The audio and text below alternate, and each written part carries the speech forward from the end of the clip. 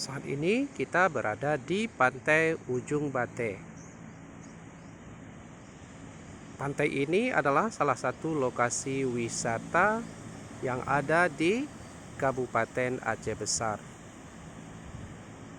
Sahabat-sahabat bisa melihat bahwa banyak sekali gazebo-gazebo atau tempat-tempat duduk yang diperuntukkan bagi pengunjung di Pantai Ujung Bate ini.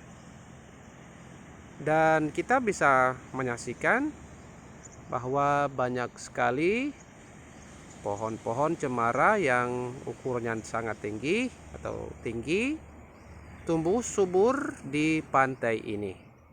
Ini dapat memberikan kenyamanan dan keteduhan bagi pengunjung pantai ini. Maka tak salah jika kami merekomendasikan Anda untuk mengunjungi Pantai Ujung Bate ini atau kawasan objek wisata Ujung Bate ini pada hari-hari libur atau saat-saat Anda bersantai.